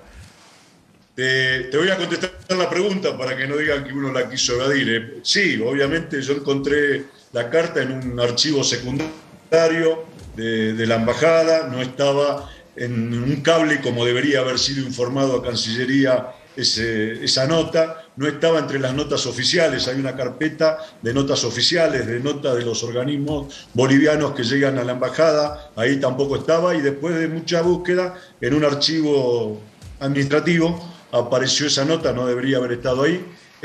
Y al margen de eso, al otro día de nuestro encuentro en la embajada, el ministro de Defensa boliviano mostró el original, mostró la nota con el recibido de la misión naval argentina, por donde entró el sobre con la nota, en el archivo de la Fuerza Aérea Boliviana. Así que para Macri, de última, si la falsificaron, hubo dos falsificadores. Obviamente que Macri tiene que decir eso, porque si no, tiene que reconocer su responsabilidad en el contrabando, y eso aceleraría o acortaría mucho más los plazos de que vaya preso. El juicio sería mucho más rápido, mucho más ejecutivo. Por eso que lo niega. Bolivia, por eso niega Ulrich, por eso niegan todos. ¿El Estado boliviano puede hacerle un juicio, puede pedir un enjuiciamiento de Macri y sus funcionarios? Ya lo hizo. En el día de hoy, el fiscal general departamental de La Paz denunció al general Tercero Lara por el delito de tráfico de armas, explicando que se tiene certezas. Ahí estamos, mira, estamos mostrando, sí. Que por el tráfico de armas, por la llegada explica todo, la llegada al aeropuerto del Alto de un avión de la Fuerza Aérea Argentina, C-130, así que está apuntado ya la investigación en Bolivia. Lo informó hoy el director fiscal, funcionario de justicia, que la Fiscalía Departamental de La Paz ya inició investigación. Esto obviamente va a derivar en que en algún momento tengan que llamar a las autoridades argentinas que pudieron haber estado involucrados en este envío. Pero hoy, Ariel, se conoció hoy, espera que te interrumpo, quiero algo que se conoció ayer, que un jefe de la policía, un actual jefe de la policía boliviana, dijo que encontraron cartuchos argentinos, que fueron de estos que se mandaron para allá. Sí, por supuesto. Bien dijiste, mostraste la nota de Lara con 40.000 municiones que él agradecía. Esas 40.000 municiones no se encontró todavía parcialmente o totalmente ese envío, pero por eso te explicaba que averiguando, haciendo alguna investigación al respecto, conociendo cómo había sido la represión esos días, Fuerza Aérea se había encargado de ocupar o, entre comillas, ¿no? Vigilar, reprimir en la zona donde vos estabas cubriendo la nota, ahí en la Plaza San Francisco. Allí esa zona, todo lo que es el Paseo del Prado, estaba a cargo de Fuerza Aérea, con lo cual quizás muchos de esos cartuchos, o todos los cartuchos, terminaron por ahí. Y no hubo ningún papel, ¿no? La policía, quien había cargado... No quedó ningún papel. O sea, los gendarmes ahí en el mismo aeropuerto le entregaron los cartuchos a quien fuera y no apareció nunca ningún papel. No los gendarmes. Los gendarmes, el grupo Alacrán, como llegó del avión, se subió con sus pertenencias, con sus pertrechos, a un micro que los trasladó hasta el aeropuerto. Allí van a tener que dar explicaciones los responsables de Gendarmería y de la misión de defensa, el agregado de defensa. ¿Quiénes fueron los que... ¿Quién estaba a cargo de los cartuchos? En estas misiones tiene que haber alguien que decía, yo soy el responsable de los cartuchos, entregárselos a X. Bueno, eso te estoy diciendo. El agregado de Gendarmería, que estaba asignado y en Bolivia, y el agregado militar, el agregado de defensa, que también estaba en Bolivia. Ellos no vinieron en el avión. Los gendarmes que vinieron en el avión, según tengo entendido, en sus declaraciones administrativas, plantearon que ellos vieron unas cajas que no sabían de quién eran y que ellos no la habían subido y que cuando llegaron al avión ya estaban. Claro. Así que esto muestra, cada vez está más claro que fue un contrabando liso y llano y que escondieron pruebas, que no hubo documentación. Por eso que el día lunes va a haber una conferencia de prensa en el Ministerio de Gobierno, donde va a estar Johnny Aguilera, el jefe de la policía, que ustedes recién pasaban en declaración, donde se van a mostrar los materiales que encontraron en el depósito de policía y alguna documentación que tiene policía. ¿El lunes la van a mostrar? ¿El lunes las van a mostrar? El lunes hay una conferencia de prensa donde públicamente se va a mostrar todo ese material que se encontró en el depósito de la policía. Es la prueba del delito, lisa y llana. No se encontró todo, pero sí se encontró gran parte de los cartuchos y algunos pocos gases lacrimógenos. Ariel, o sea que se ve que los gases lacrimógenos los usaron. Gracias por el contacto, te mando un abrazo. Dale, nos vemos, suerte. Era Ariel Basteiro, el embajador en Bolivia. Nos vamos a una información urgente, muchachos, porque después de muchas vueltas, ese avión de Aerolíneas Argentinas que trae las vacunas de Moderna, las primeras vacunas norteamericanas están llegando a la Argentina. Marcelo Padovani está en Ezeiza. Marcelo, querido. ¿Cómo te va, Rolando? Buenas noches a la audiencia. Este es el primero de los dos aviones. 22:54 aterrizó Rolando, el otro unos 5 minutos después. Llegan directamente desde la ciudad de Memphis, en los Estados Unidos. Es la donación más grande que Estados Unidos hace a un país de Latinoamérica de vacunas, en este caso de Moderna. Reitero, Rolando, el dato, 3,5 millones de vacunas directamente de Estados Unidos hacia el aeropuerto internacional de Ezeiza. ¿Son dos aviones? Porque... aquí esperando para la descarga y el posterior traslado a las sedes de los distintos correos. Estamos hablando de Andriani y de Correo Argentino. Rolando, Marce, no me cierran las cuentas. Importancia el gobierno a esta llegada de vacunas que está hasta... A ver. ¿Me escuchás? Sí, Rolando. No, te decía que no me cierran las cuentas, porque antes en los aviones venía más o menos 1 millón de vacunas. ¿Cómo vienen 3,5 millones? ¿Son 2 aviones? ¿O en un solo avión vinieron 3,5 millones de vacunas? Son 2 aviones. Ah, con razón. Bueno, igual muchas por avión, ¿eh? Son 2 aviones. Sí, son 2 aviones. Sí. Son 2 aviones que han salido con muy poquitos minutos de diferencia y han llegado aquí al Aeropuerto Internacional de Ezeiza también con poquitos minutos de diferencia, con unos 5-8 minutos de diferencia aproximadamente. ¿Hay funcionarios? Ahora, lo que va a pasar es que se va a abrir la bodega y usted... Sí, está Santiago Cafiero, y el jefe de gabinete, y está Mary Kay Carson, que es la encargada de negocios de la Embajada de Estados Unidos en la Argentina. Con este frío y un viernes a la noche tiene que ser importante para que se pongan, para que vayan a Ezeiza. Y Rolando, recordemos que es... Sí, de hecho se... Sí, te escucho, Marce, espera. Perdón. No, sí, te escucho, dale. No, les quería decir que esto se notó en la seguridad, ¿no? Vienen funcionarios estadounidenses, hay un poco más de seguridad que de lo que hay habitualmente aquí en el Aeropuerto Internacional de Ezeiza. Está, te decía, Santiago Cafiero, está la funcionaria de los Estados Unidos, porque todavía la administración Biden no ha nombrado oficialmente un embajador para la República Argentina, y desde el 21 de enero es esta funcionaria la encargada de las relaciones con la administración Biden, Rolando. Claro. Sí, doctor, ¿de qué son estas vacunas exactamente? Rolando, son las primeras vacunas ARN mensajero que se van a aplicar masivamente en el país. Estas vacunas de esta formulación tan nueva que hubo tanta discordia con el tema. La primera en generarse fue la vacuna de Pfizer. Y esta es la segunda vacuna norteamericana que fue aprobada por la FDA para la inoculación masiva justamente. Sí. Acá la van a utilizar para uso pediátrico. Aparentemente, por lo que tenemos entendido, todavía no hay una información oficial. Sí se sabe que no necesita registro del ANMAT, lo que dijo hoy. ¿Cómo que no? No, porque como son donaciones, lo que necesita es una autorización especial del ANMAT justamente para la inoculación. Ahora, una autorización de emergencia sería. Sí, sería una autorización de emergencia, una aprobación por el ANMAT, no con la articulación del registro como la conocemos a través del Ministerio de Salud.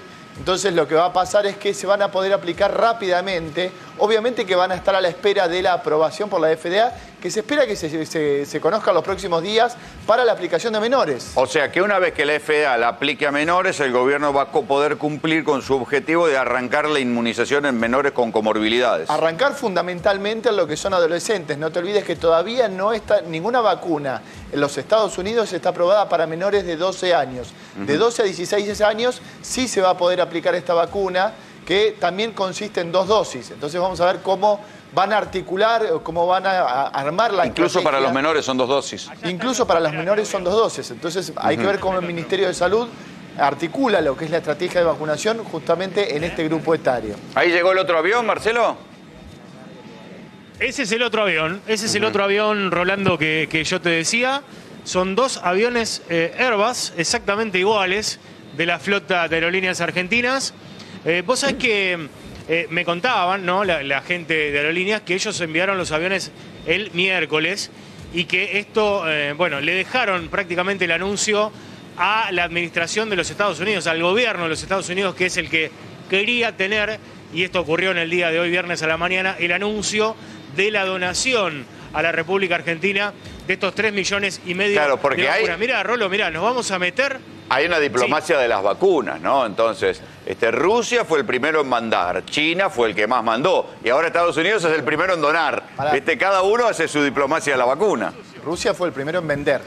Todos vendieron, no, China también vendió. La verdad que Estados Unidos, justamente, una de las pujas que dijo a los demás gobiernos que estaban productores de vacunas, dijo, por favor, nosotros empezamos a donar, ustedes deberían hacer lo mismo. Fue lo primero que dijo Biden cuando anunció la donación, sobre todo a todos los países latinoamericanos. Claro. Sí, Marce. No, les quería decir, mirá, Rolo, nos vamos a meter gracias a la pericia de Claudio Merino, mirá. Vamos a acercarnos y nos vamos a meter con la audiencia de GPS a esta hora, cuando en Ezeiza, en la pista de Ezeiza, hace un frío bárbaro. Debemos tener menos de 10 grados, ¿no? Bueno, allí está, mirá, nos metemos en la bodega y van a ver las primeras vacunas de Moderna que llegan aquí a la República Argentina. Se van a distribuir avisale a Claudio, no se van a quedar acá. Que recién estuve pasando cuando nos pegaban en Bolivia. Que no le quiero arruinar la noche de viernes, pero bueno. Lo estaba escuchando, ¿eh? Estábamos escuchando el informe que pasaba recién antes de hablar con el embajador Basteiro. Pero lo cierto es que ya es inminente, mirá, ahí están bajando las primeras vacunas de Moderna. Te decía, a ver, esto el doctor nos va a saber explicar mejor que yo. Hay vacunas, por ejemplo, la Sinopharm se quedan acá, se quedan en el aeropuerto porque vienen en unos containers que son además refrigeradores. Entonces los dejan acá toda la noche y al otro día se los llevan. En este caso, estas vacunas van directamente hacia las sedes de los correos de Andriani y del Correo Argentino, y después en el día de mañana sí se van a distribuir. No van a pasar la noche acá, sino ya directamente las van a sacar del Aeropuerto Internacional de Ezeiza. Pero un cachito, Marcelo. No lo veo. Pero un cachito, mientras seguís buscando ahí, a ver si vemos el embarque. ¿Necesitan mucha refrigeración como las de Pfizer estas? Necesitan refrigeración justamente para el traslado, exactamente lo mismo. Se creía en un momento que no necesitaban la misma cantidad de temperatura, los 70 grados bajo ceros, pero sí necesitan por lo menos 20 grados bajo cero esta vacuna para conservarse y trasladarse. Por eso es el traslado rápido que se hace a los centros de distribución. Por eso están ya los camiones ahí listos. Exactamente, donde la distribución se va a hacer rápidamente para que esta vacuna no pierda la eficacia tan alta que está teniendo, más del 90%, que fueron lo que demostraron los estudios que se hicieron en Estados Unidos. Sí. A ver, ¿qué ves, Marce, de ahí? Todavía están... todavía están los funcionarios de la aduana. Aquí hay funcionarios de la aduana abajo. Están, por supuesto, los operadores de la aeronave, los de carga y descarga, en este caso de descarga, que todavía no han podido acceder a los pallets donde están las vacunas. Pero esto va a ser de un momento a otro. Allí se abrió la bodega. Mirá, ahí está la bandera, amistad, Argentina, Estados Unidos. La diplomacia de las vacunas, ahí está, en su esplendor, Sí, eso está en todo el aeropuerto, por lo menos en toda esta parte de la pista. Nosotros ingresamos por la Terminal C, que es donde habitualmente se hace este tipo de operación. Aprovecho para contarte, Rolando, mañana y el domingo van a salir otros 2 vuelos, me dice la gente de Aerolíneas, hacia Beijing, para traer otra parte de la Sinopharm, de este contrato de 8 millones de dosis que ha comprado la República Argentina. Esto de Moderna tiene que ver, Rolando, recordamos a la audiencia brevemente, si te parece, con que se destrabó el tema de la ley que impedía que se importaran. Aquí viene Cafiero, mira, me señala Claudito. A ver si habla. A ver. Aquí está Santiago Cafiero con la funcionaria de los Estados Unidos, Mary Kate Carlson, que es la encargada de negocios, presente también aquí en la pista del Aeropuerto Internacional de Ezeiza. Ahora van a decir algunas palabras seguramente, porque aquí está todo. Está Biondi también. Carla Bisotti, no se la ve. De salud, no. Salud, Bisotti está, no la veo, No. Está Santiago Cafiero, son los 2 funcionarios de más alto rango de los 2 gobiernos, en este caso, presentes aquí. Santiago Cafiero, que es el jefe de gabinete, y la encargada de negocios de la Embajada de los Estados Unidos. Sí lo veo a Juan Pablo Biondi, que es el vocero presidencial. Especulábamos con que podía venir el presidente, pero no lo veo al presidente, sí está el vocero. ¿Viene Alberto? ¿Viene Alberto o no? Bueno, aquí está Rolando, no viene el presidente de la Nación. Acabo de confirmar, solamente... Sí, mientras tanto, digamos Cafiero, que es el jefe de gabinete. Vamos un poco de datos de contexto. La Argentina está acelerando su campaña de vacunación. Aprovecha que en el hemisferio norte buena parte de la población ya está vacunada. Empieza a haber stock de vacunas disponibles. Argentina está aprovechando ese flujo de vacunas. No solo las donaciones, sino que aprovechó también para hacer la modificación de la ley vía DNU para poder comprar las vacunas americanas. ¿Por qué? Porque se viene la cepa Delta. En instantes vamos a hablar con el doctor Salemi de por qué hay tanta premura en acelerar la campaña de vacunación, que dicho sea de paso no se está acelerando tanto, porque vos me contabas que hubo un pico de 400.000 inoculaciones en un solo día y después empezó a caer. Sí, Rolando, el pico de inoculación fue el día 1 de julio con 411.041 vacunas colocadas y ahora notamos como una merma en la cantidad de vacunas. El día de ayer fueron 331.000.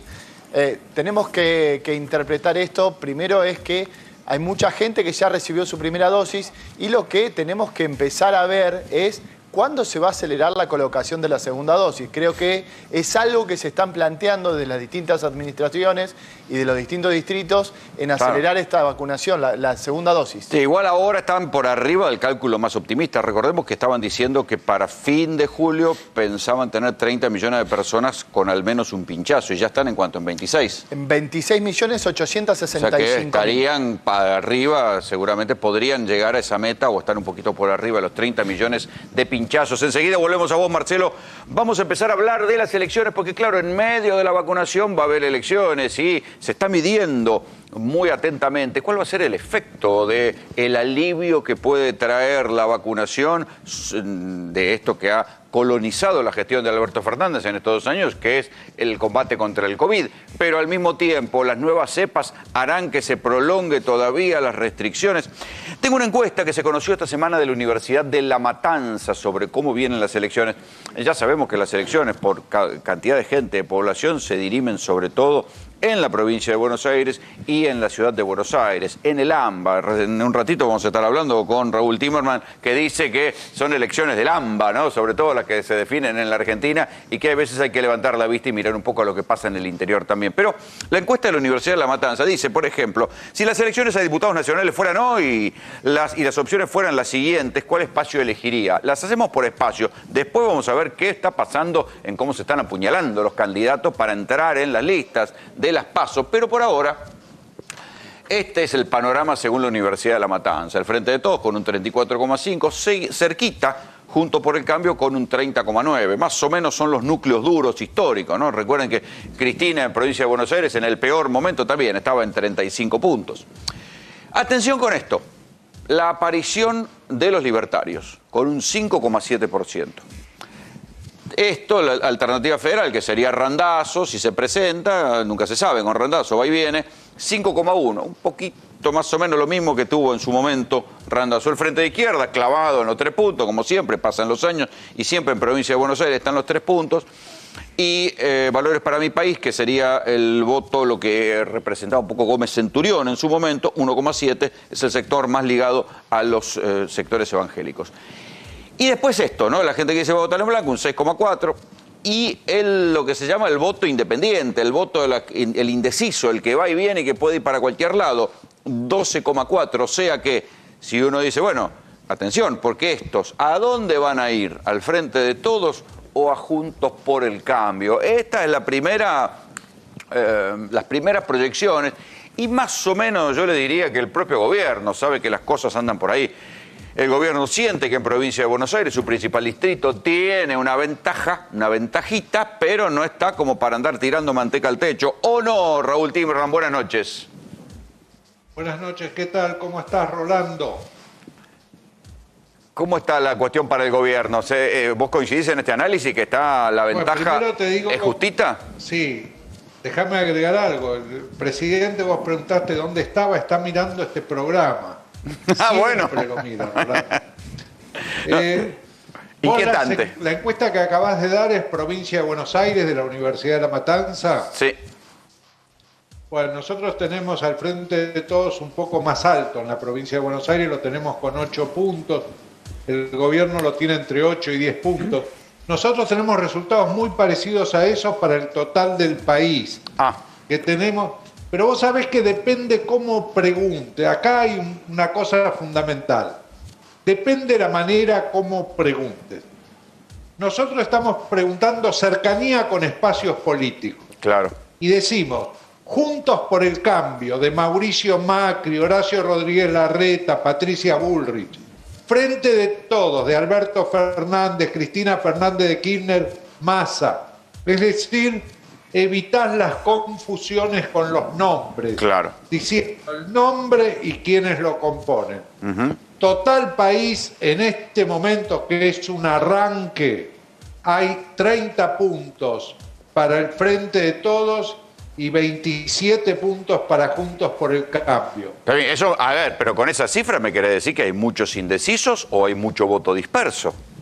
No, primero hay muchos que no sé si... Acá le estamos preguntando de qué espacio político usted se siente más cercano. Y hay 25 puntos que te dicen de ninguno.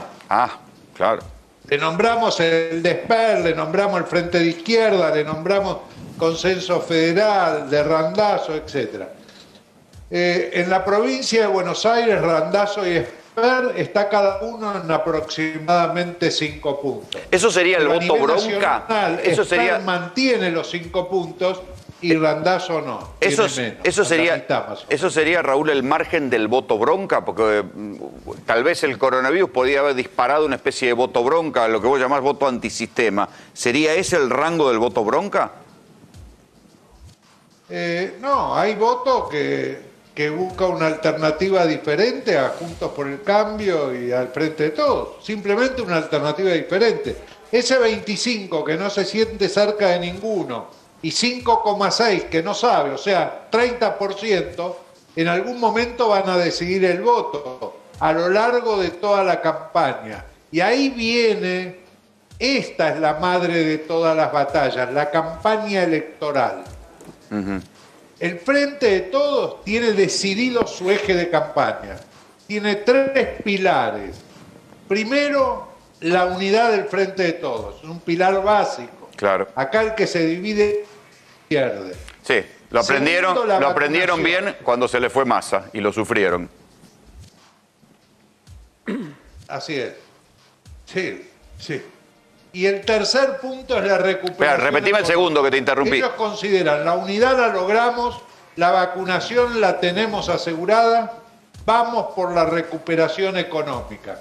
O sea, yo te diría que a partir del lunes vos vas a escuchar solamente noticias por parte del gobierno que tienen que ver con la recuperación económica. Ahí va a ir remontando la campaña. 2 puntos interesantes. Primero, Alberto Fernández decidió ponerse al frente de la campaña. Ajá. Segundo, hacen todos frente todismo. Cuando les preguntás, digamos, vos sabés que hubo una serie de idas y venidas con que algún ministro iría de candidato. Sí, sí. Bueno, aparentemente nada de eso va a ocurrir. Daniel Arroyo, por ejemplo. Juntos tratando de encontrar lo mejor. Se hablaba de Daniel Arroyo, ¿no?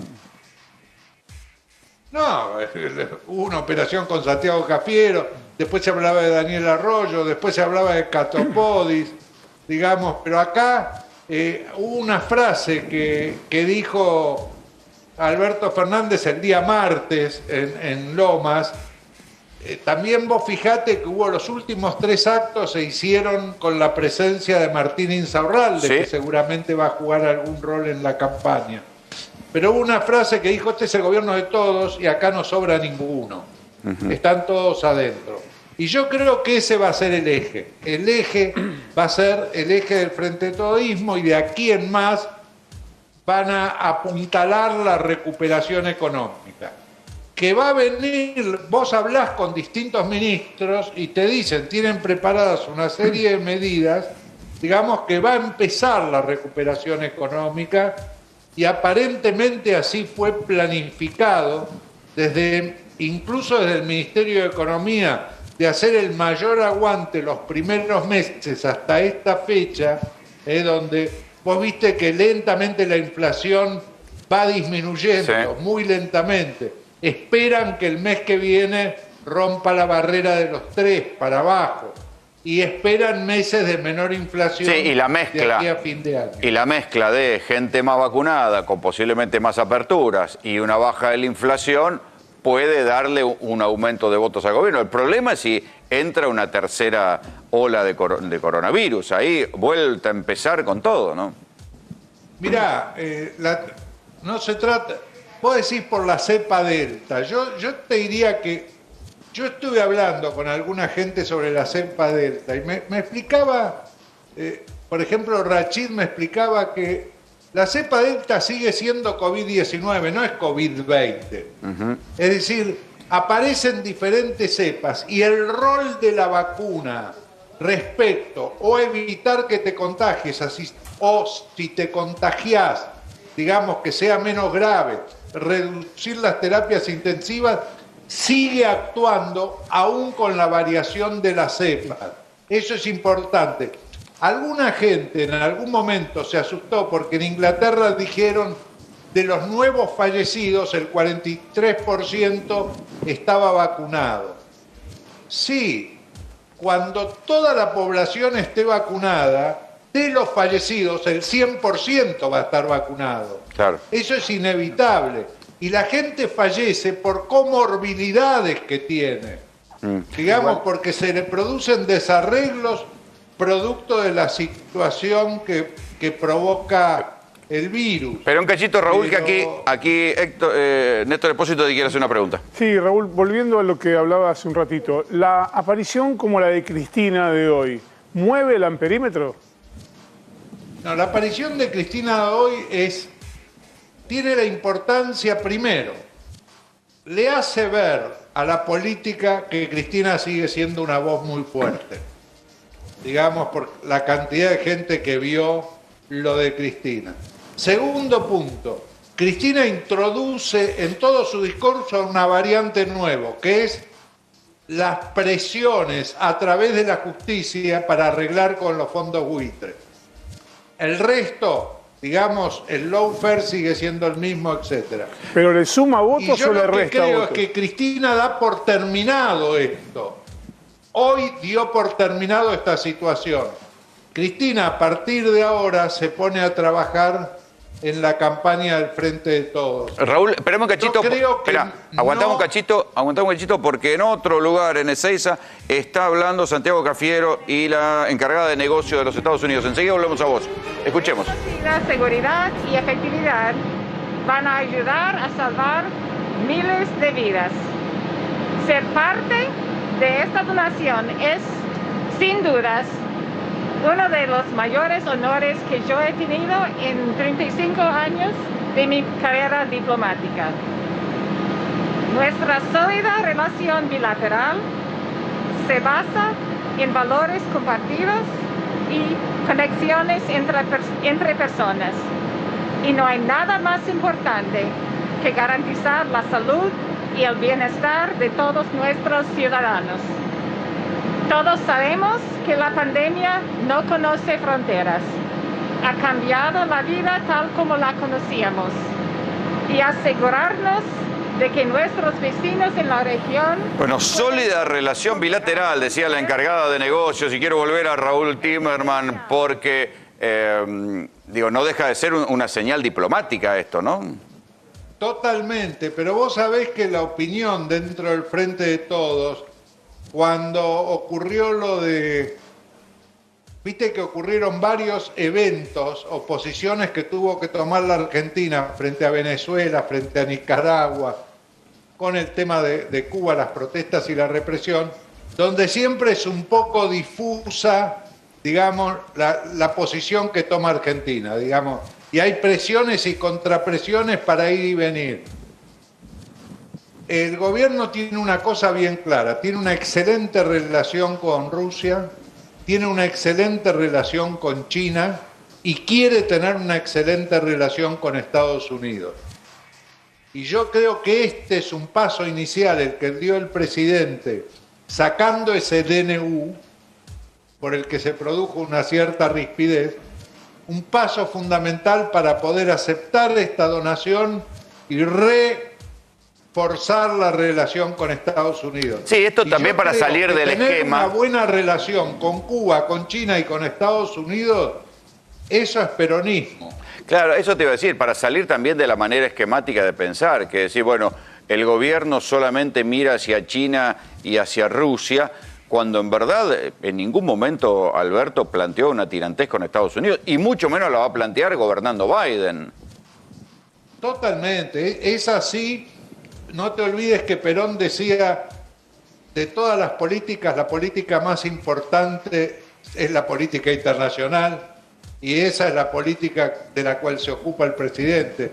Fue una famosa discusión en un determinado momento con un intendente, no discusión, una sugerencia le hizo un intendente de la ciudad de Buenos Aires respecto a un conflicto internacional y Perón le dije, mire, usted se tiene que ocupar de tres cosas, el alumbrado, barrido y limpieza. Yo me ocupo de solo una, la política internacional. O sea, fue clarísimo, claro, Perón, en eso, el rol que le da la política internacional. Y yo creo que Argentina tiene un lugar para ocupar ahí y lo está haciendo, está construyendo buenas relaciones con los tres ejes. Sí, más allá del esquematismo, del análisis de la oposición, ¿no? Que lo quiere plantear Alberto como un poco menos que un chavista. No, sí, por supuesto, pero la oposición, digamos, va a elegir una alternativa para su campaña menos simplista, seguramente, porque le va a ser muy difícil construir alrededor de eso. Digamos, lo que intentó Mauricio Macri durante mucho tiempo, y incluso una de las últimas frases, estamos a 7 diputados de ser Venezuela, sí, una cosa por el estilo, es una cosa que no va a funcionar, primero porque los partidos políticos no creen en eso, los radicales no creen en eso como partido radical. Lo dijo muy bien Malamud. Dijo, el principal valor del radicalismo es la democracia y la República Argentina vive en democracia. O sea que ahí hay una conjunción que creo que no se va a romper. Hay una cosa que puede ser interesante en esta elección, que es la introducción de gente que viene de afuera de la política. El caso de Brandoni en la ciudad de Buenos Aires, el caso de Manes en la provincia de Buenos Aires. Hablo que no viene de la política, de la oposición. Como uno observa en la juventud que hay una posición escéptica respecto a la política, por no decir adversa frente a la política y los políticos, puede ser que este tipo de personajes juegue un rol relativamente importante. Pero por eso yo diría a Santilli que sea precavido en su campaña, porque Manes aparte tiene un acierto que es tener como creativo publicitario para su campaña a Ramiro Agulla. Ramiro Agulla es el que hizo Dicen que soy aburrido. Claro. No, de los tipos más talentosos que hay, claro que sí.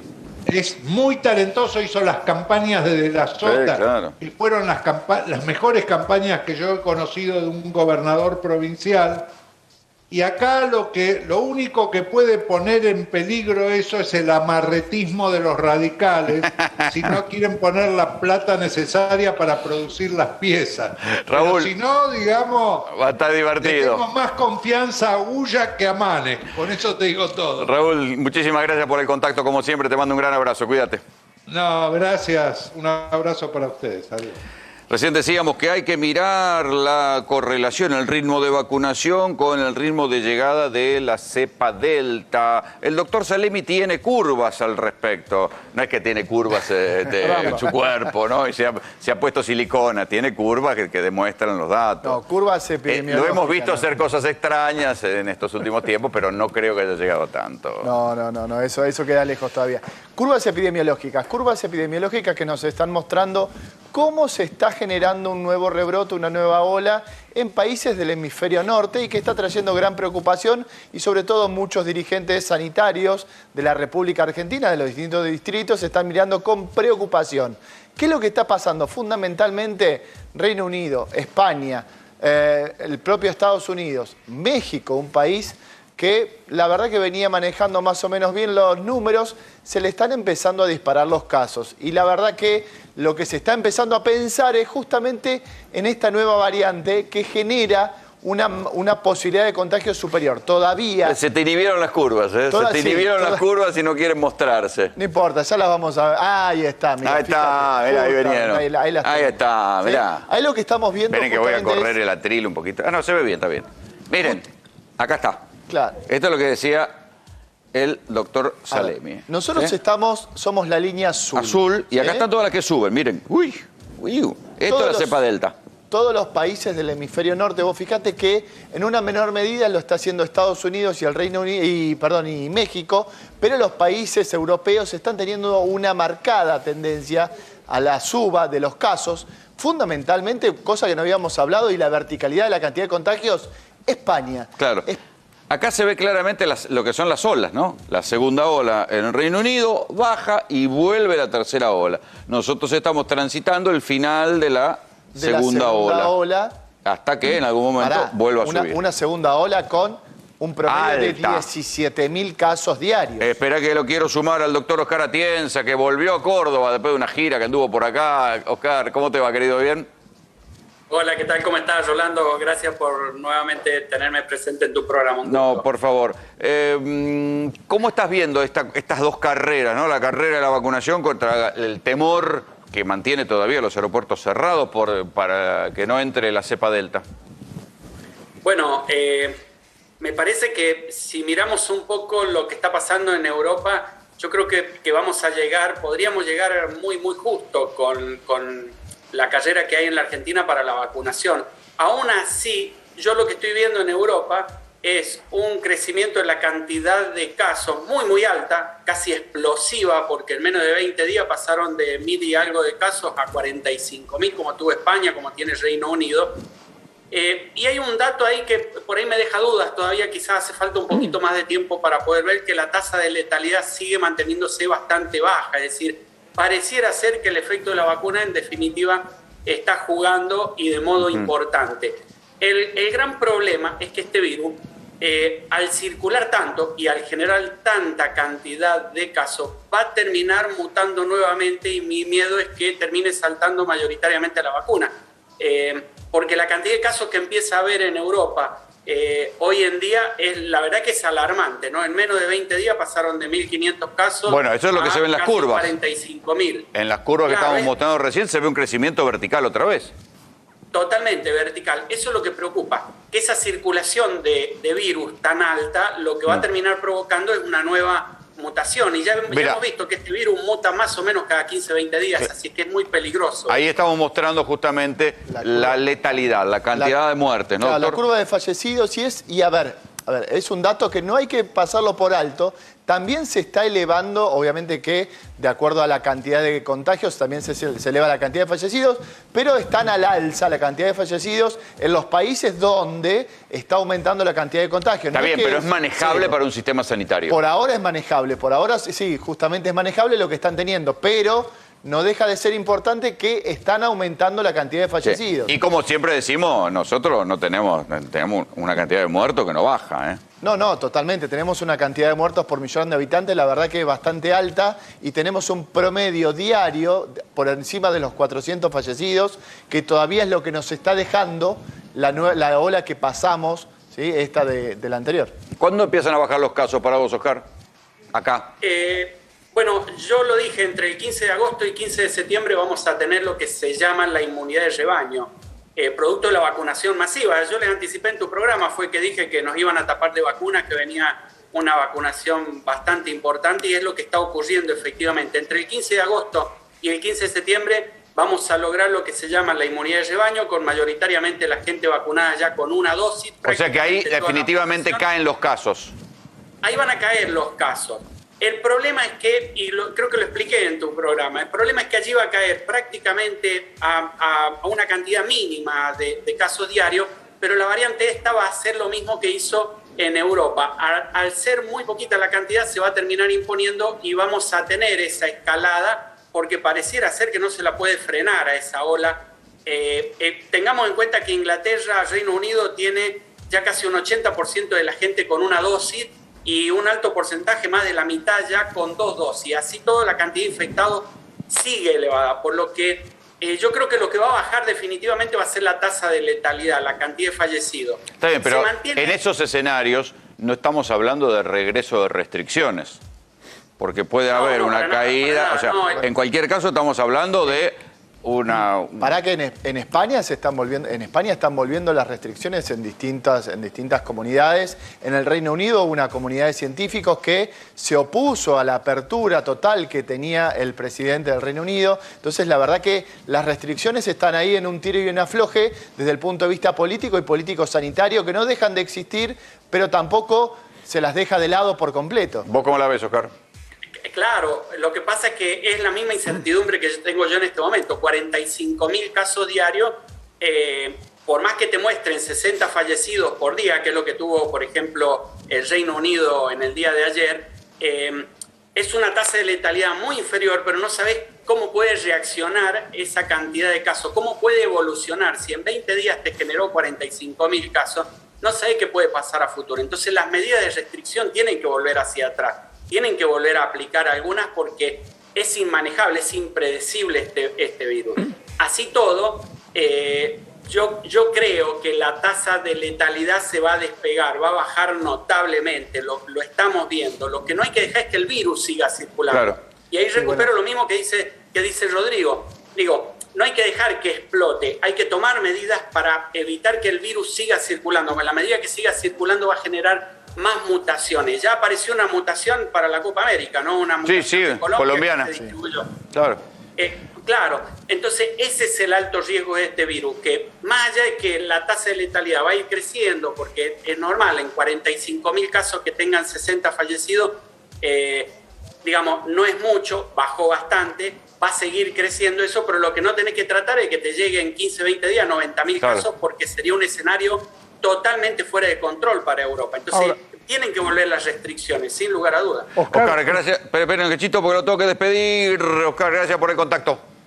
Nos vamos a ir a la pausa en GPS. Cuando volvamos, ¿se acuerdan del plan Cunita? La causa aquella que inició Graciela Ocaña, con que eran carísimos los kits para las madres. Bueno, se cayó la causa del plan Cunita, se cayó otra causa armada que se cayó.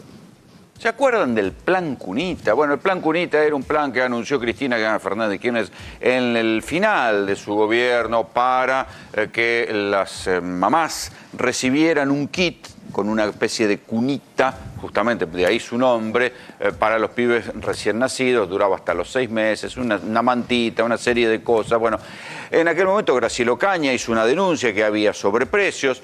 Después esa causa la instruyó el juez Bonadío y le voy a preguntar a Juan Pablo Godoy Vélez, que no pudo estar acá hoy en GPS, ¿qué pasó hoy con el plan Cunita y con la causa judicial? ¿Cómo te va?